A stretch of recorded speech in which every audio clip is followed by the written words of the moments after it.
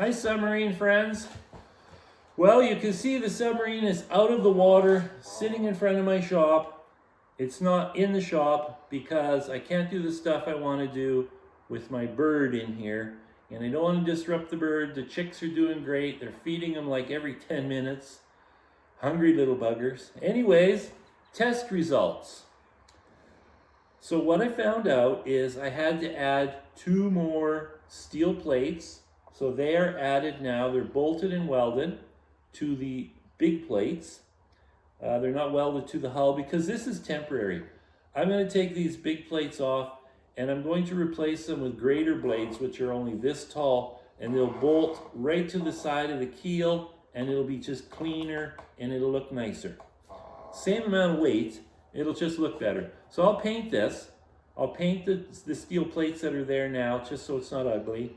And I'm not going to paint the submarine because I have a feeling I'm going to want to make a couple of changes.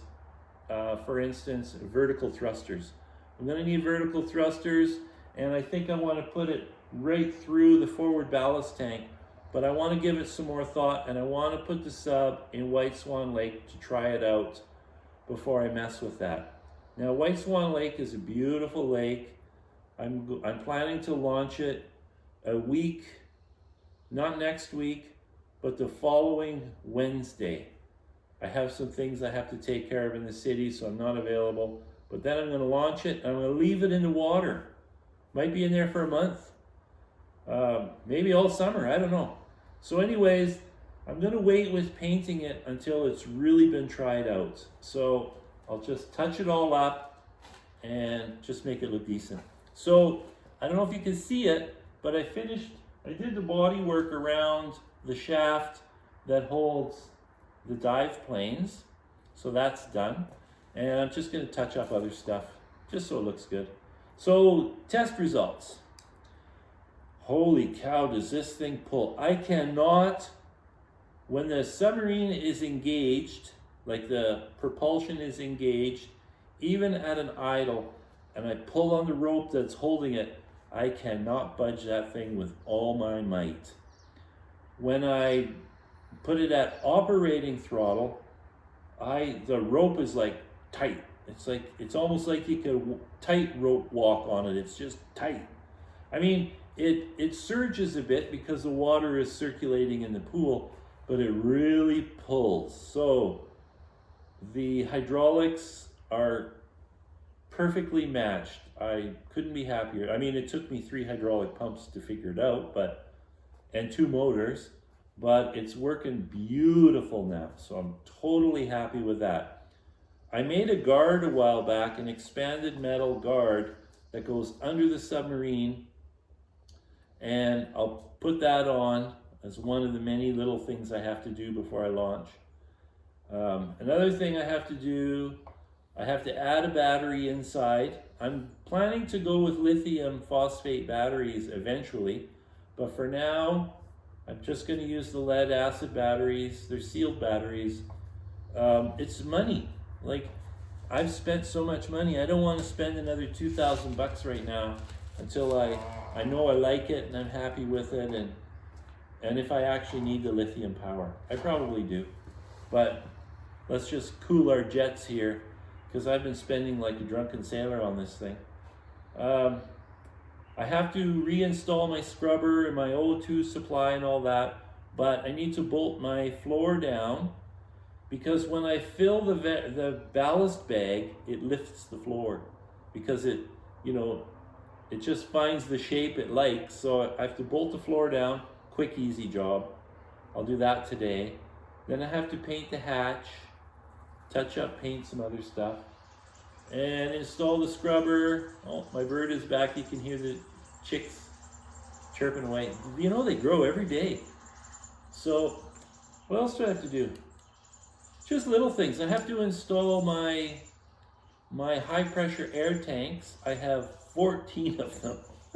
I bought one, and then the fire department called me and said, hey, do you want 13 certified filled tanks? I said, sure.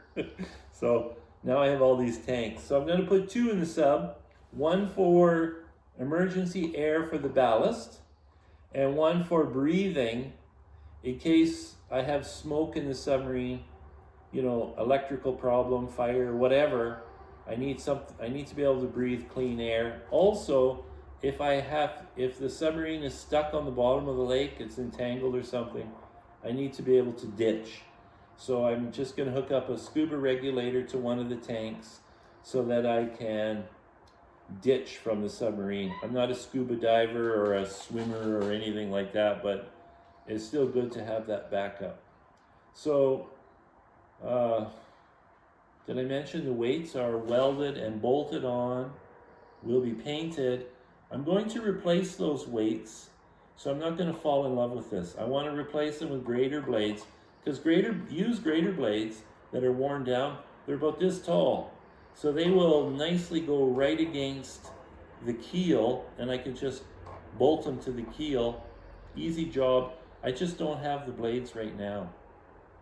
I have to reinstall my lead weights up front.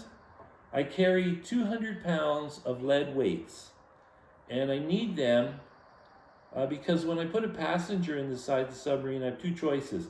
I could take weights out of the submarine to compensate for the weight of the passenger, or I can use the variable ballast tank, but I want to dive with a full variable ballast tank instead of a half full. Well, not quite half. The ballast tank holds 350 pounds, so count on a 200-pound passenger. So I would have 150 pounds of water in the ballast bag. But I want it to be full because if I'm tangled and I need a lot of lift to break free from an entanglement, the easiest way to do that is to take that water out of the variable ballast tank. And I can do that at depth with the electric pump. So I can pump the water out, and then I can use my holding tank air plus my emergency air to blow the ballast tanks.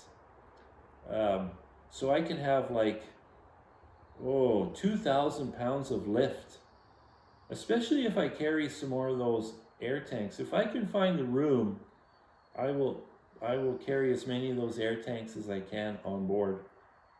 But I don't think I have the room for more than a couple without it becoming really awkward. And besides, that's pretty overkill. So, again, I hope to launch in about a week and a half. As long as I get all these little projects done. You see the roof I put on it? I did that so that the forecast is rainy for the next week or two. So this way I can have the hatch open and not worry about rain going inside the submarine. So my wife helped me build that, and we lifted it on with the crane because it was awkward. Plus I have a crane sitting here. Why would I struggle with it when I've got a crane like 10 feet away from it? And the crane reaches 44 feet. So anyways, that's how we did it. So that's going to be it for now. So, ciao.